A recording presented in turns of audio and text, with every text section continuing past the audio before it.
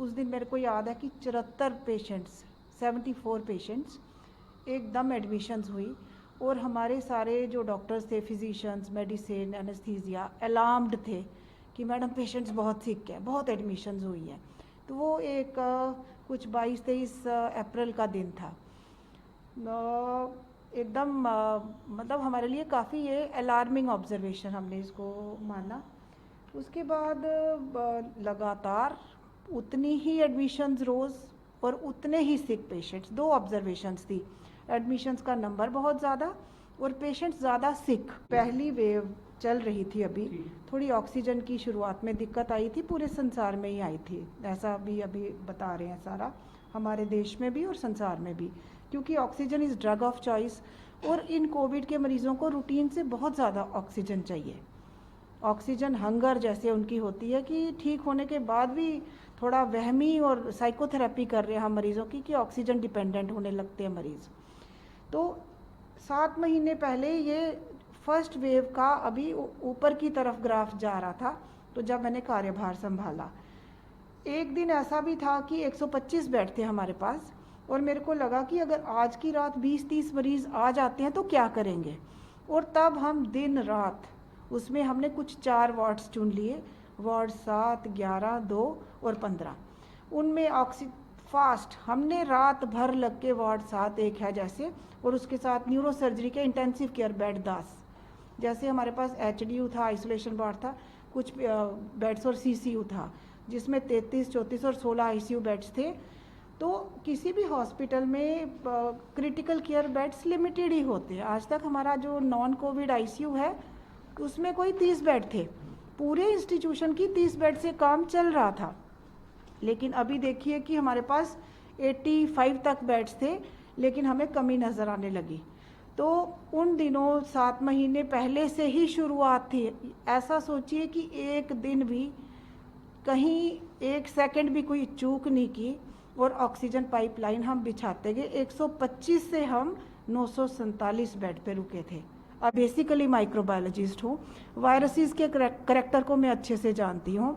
2011 में जोधपुर में एक बार ऐसा हुआ था, सरकार ने इसका बड़ा सीरियस नोटिस लिया था। ऐसा हुआ कि एक पेशेंट मर गया और उसको अटेंड करने वाली 2 नर्सिस और एक डॉक्टर मर गया था। तो उन्होंने कहा वो अलग वायरस था, क्रीमियन कॉन्गो हेमरेजिक फीवर। 2014 में इन्होंने नेटवर्किंग लैब्स इस्टेब्लिश कर दी पूरे इंडिया में।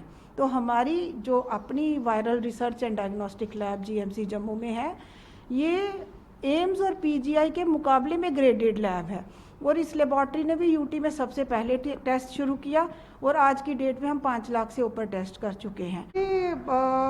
इसमें ये होता है कि वेरिएंट ऑफ कंसर्न इसको इसलिए बोल रहे हैं, जो वायरसेस हैं इनको बड़ा नोटोरियस मानिए कि एक वायरस जो है ऐसे हम जैसे बोलते हैं कि viruses are excellent bioengineers and biochemists. एक वायरस बॉडी में जाता है तो अगर बॉडी में एस्टेब्लिश करने के लिए वो म्यूटेशंस कर लेता है कि बॉडी में वैक्सीन है, इम्यूनिटी है, कोई ड्रग है या इम्यून सिस्टम मुझे सेटल नहीं होने दे रहा, तो वायरस म्यूटेशन प्रोन होता है। ये ऐसे म्यूटेंट्स बनाता है, ये भी कॉन्स्टेंटली कोशिश कर रहा होता है कि मैं ऐसा म्यूटेंट बन जाऊं, मैं भी सर्वाइव करूं बॉडी के अंदर।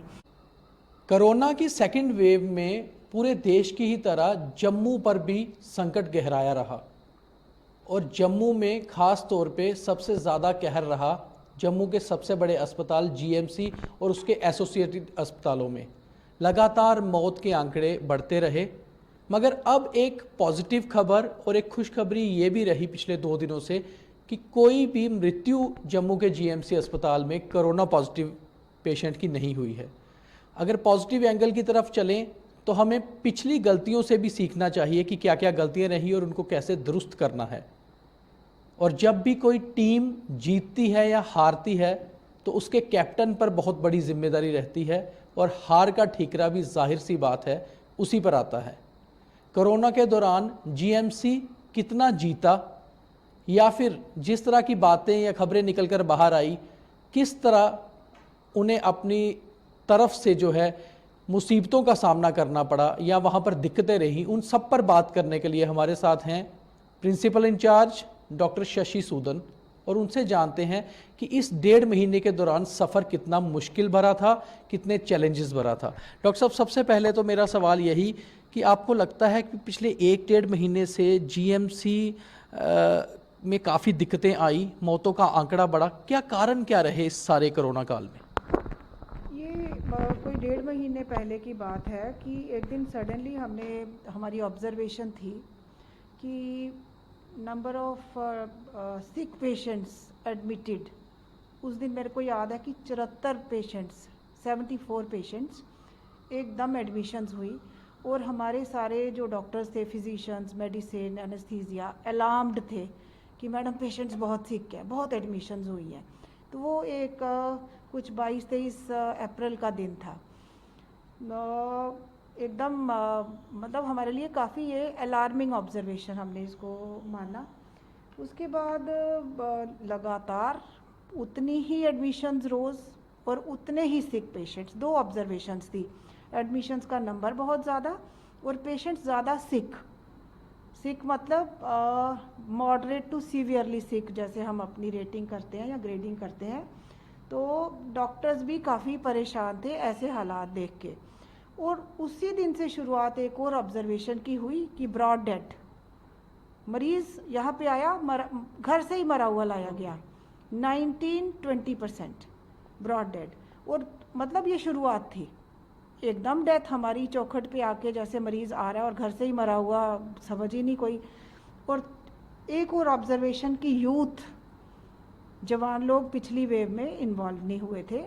हम सोच रहे थे बूढ़े, immunocompromised, comorbidities, kidney disease, asthmatics, extremes of ages, cancer के मरीज़, डायबिटिक्स, हाइपरटेंशन, हम सोचते थे वो ज़्यादा बीमार होते हैं। बाकी हमारा यूथ बड़ा बीमार हुआ फर्स्ट वेव में। हमने दाखिल भी किया, जैसे हमारा MCH हॉस्पिटल है 200 बेडेड, तो एक होटल की तरह आइसोलेटेड थे, खा पी रहे थे और आइसोलेशन की दृष्टि से ही दाखिल किया गया था। ये सेकेंड वेव या रिसर्जेंस ये ऐसी थी कि इसकी बड़ी ड्रेडफुल स्टार्ट थी, जिसमें मैं आपको कह रही हूँ कि डेथ्स भी इतनी डे 1 से, एडमिशन्स भी इतनी, बहुत सिक मरीज़ और यूथ ज़्यादा। देखिए, स्टेन या म्यूटेंट की अगर हम बात करें, वो तो एक्सपर्ट्स ने भी बताया कि बहुत ज़्यादा डेंजरस या बहुत ज़्यादा स्ट्रॉन्ग था सेकेंड वेव में। वो तो एक जग जाहिर सी बात है, एक्सपर्ट्स ने भी उस पर बोला है।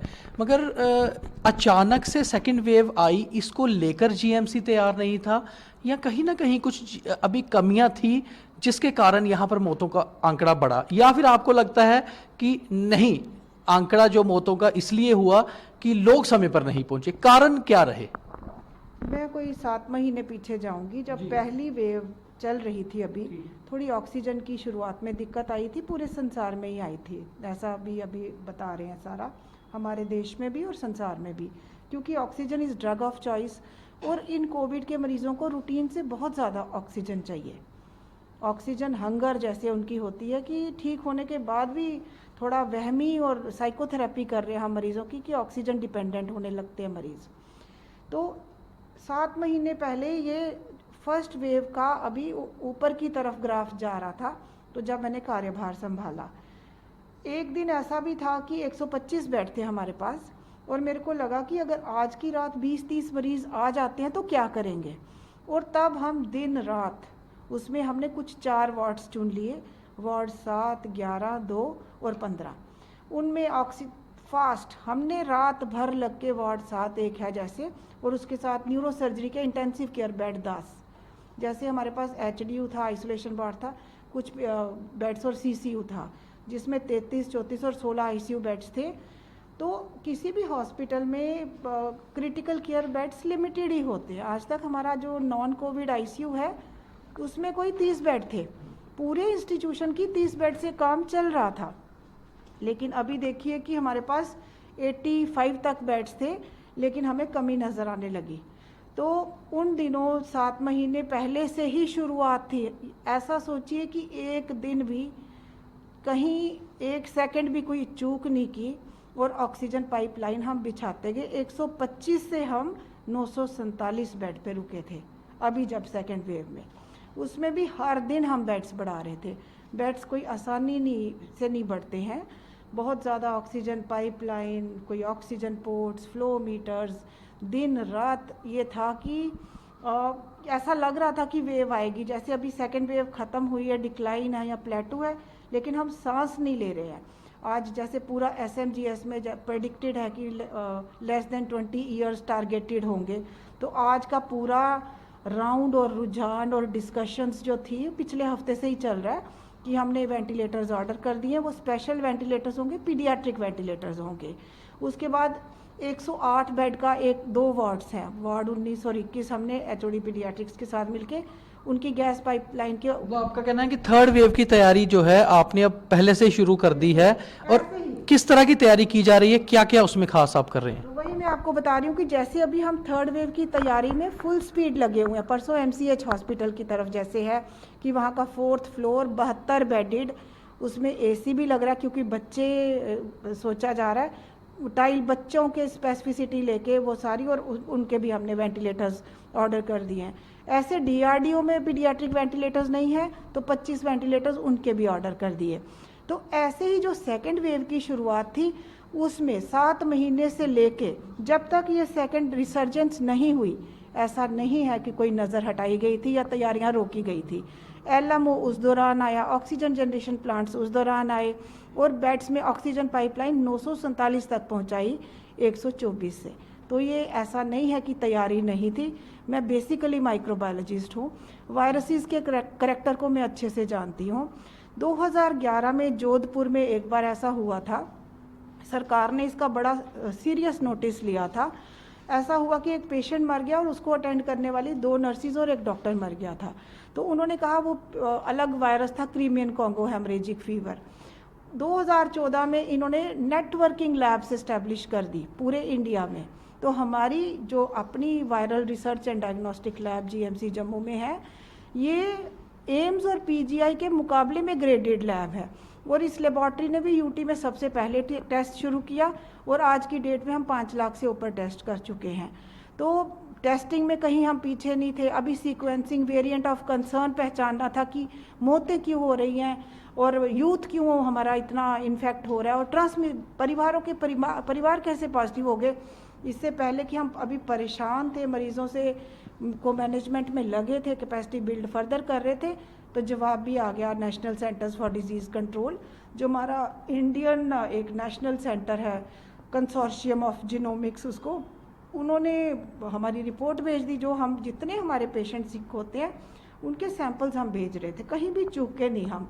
तो वेरिएंट अब कल जो हमारी रिपोर्ट आई है मैं आपसे शेयर करती हूँ, उसमें देखा गया कि जो 79 लोग उस दिन से एक डेट पे इंटेंसिव केयर सर्विसेज जिनको कोविड मिल रही थी कोविड मैनेजमेंट में, उनमें से 62.5% जो है वेरिएंट ऑफ कंसर्न है। वो थोड़ा सा आप ज़रा हमारे दर्शकों के लिए बताएंगे कि वो क्या वेरिएशन ऑफ जो कंसर्न जो आपने बताया कि टेक्निकली ये बेसिकली ये क्या चीज़ थी? ये इसमें ये होता है कि वेरिएंट ऑफ कंसर्न इसको इसलिए बोल रहे हैं, जो वायरसेस हैं इनको बड़ा नोटोरियस मानिए कि एक वायरस जो है ऐसे हम जैसे बोलते हैं कि viruses are excellent bioengineers and biochemists. एक वायरस बॉडी में जाता है तो अगर बॉडी में एस्टेब्लिश करने के लिए वो म्यूटेशंस कर लेता है कि बॉडी में वैक्सीन है, इम्यूनिटी है, कोई ड्रग है, या इम्यून सिस्टम मुझे सेटल नहीं होने दे रहा, तो वायरस म्यूटेशन प्रोन होता है। ये ऐसे म्यूटेंट्स बनाता है, ये भी कॉन्स्टेंटली कोशिश कर रहा होता है कि मैं ऐसा म्यूटेंट बन जाऊं, मैं भी सर्वाइव करूं बॉडी के अंदर। तो और साथ में ये RNA वायरस है, जब ये मल्टीप्लाई होते हैं तो बहुत फास्ट म्यूटेशंस होती हैं, इनका ये इनहेरेंट करैक्टर है। तो अब हम सोच रहे थे कि वायरस म्यूटेट होते होते एक मरीज़ के अंदर वायरस का अलग म्यूटेंट होगा, दूसरे के अंदर। अब हमारी कल जो रिसर्च ने बताया हमें कि 2.5% ही वायरसेस इस टाइम ऐसे रह गए हैं सर्कुलेशन में जिनमें म्यूटेशन नहीं हुई, बाकी सोचिए 98% तक म्यूटेट हो चुके हैं।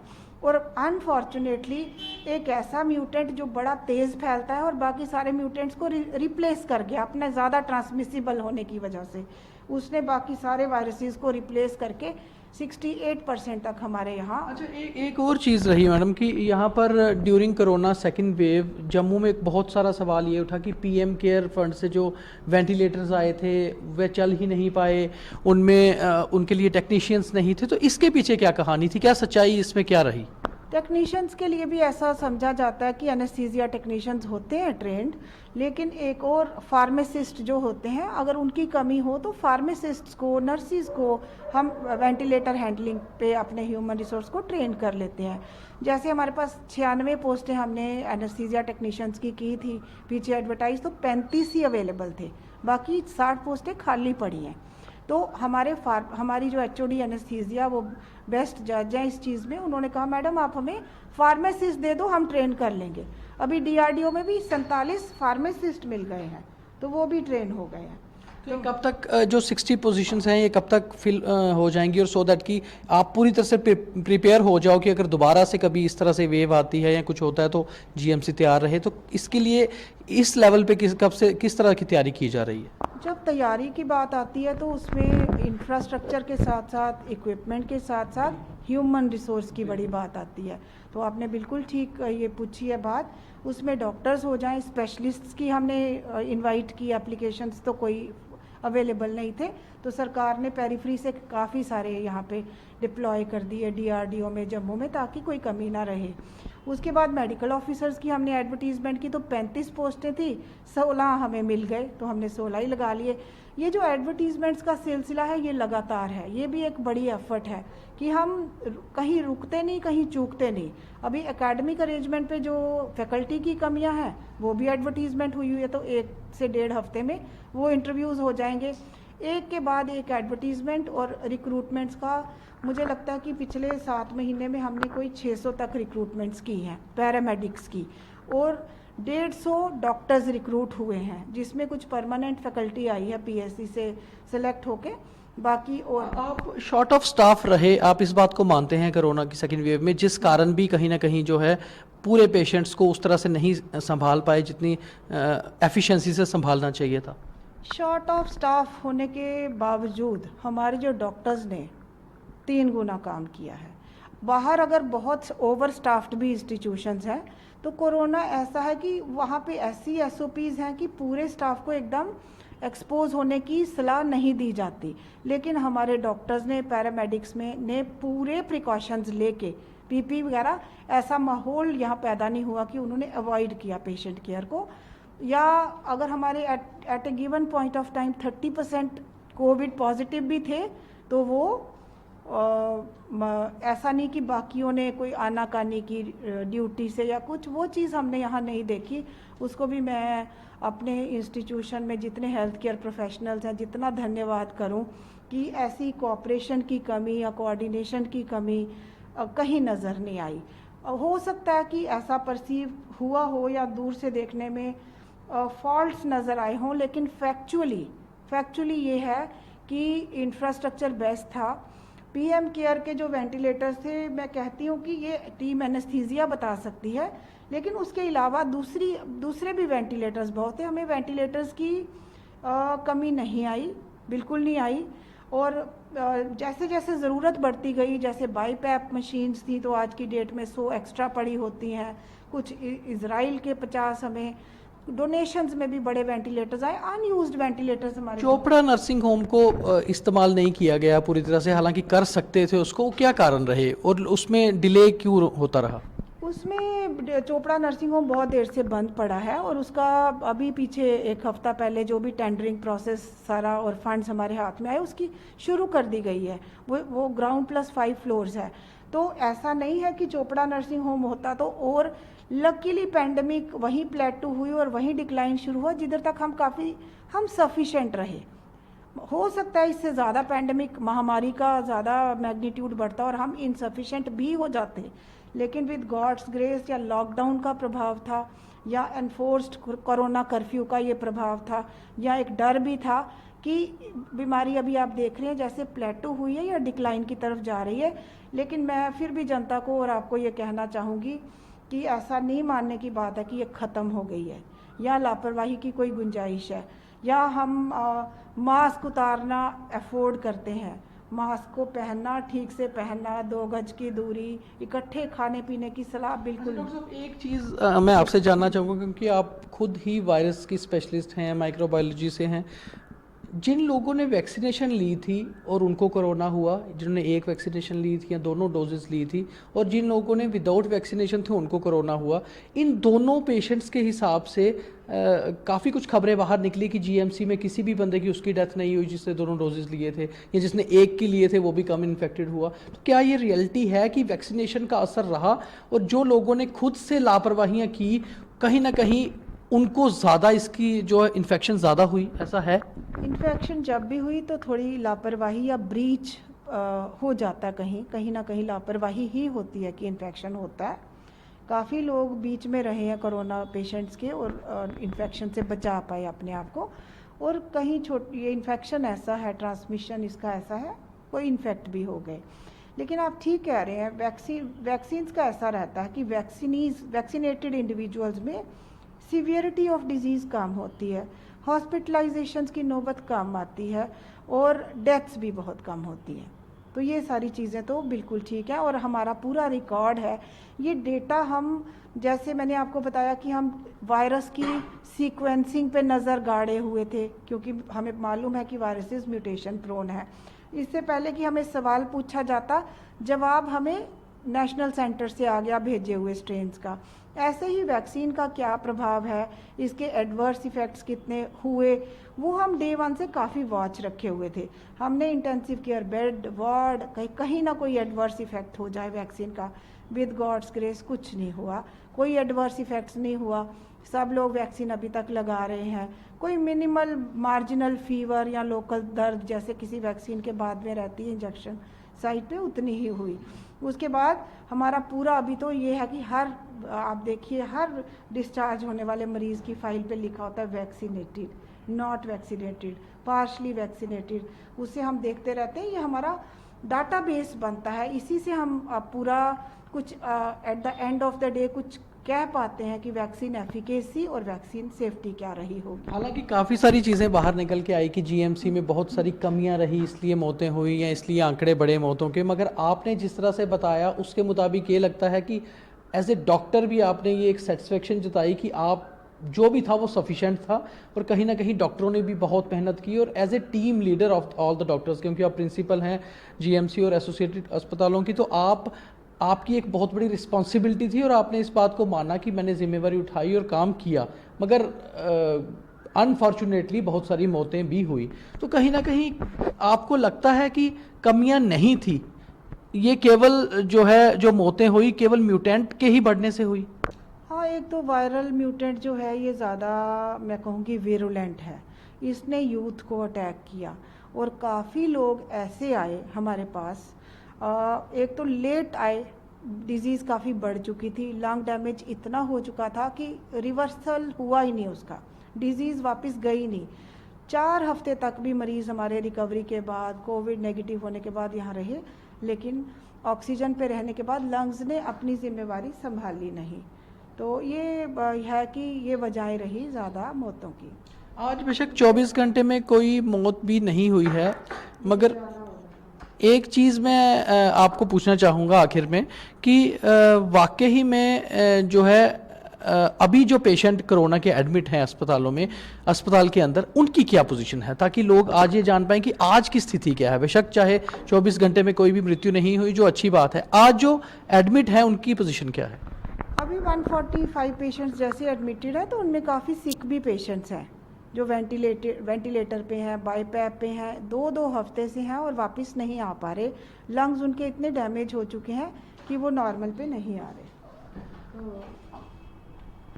तो ये थी डॉक्टर शशि सूदन, जिनका ये कहना था कि कहीं ना कहीं कोई कमियां कोई इनकी तरफ से नहीं रही हैं, केवल और केवल जो जीएमसी में या इनके एसोसिएटेड अस्पतालों में मौतों का सिलसिला हुआ या जो आंकड़े रहे वह केवल म्यूटेंट के बढ़ने से रहे, बल्कि इनकी तरफ से कोई कमी नहीं रही, और सफिशेंट अरेंजमेंट्स जीएमसी में थे पूरी तरह से कोरोना के पेशेंट्स को टैकल करने के लिए। दीपक खजूरिया, जम्मू।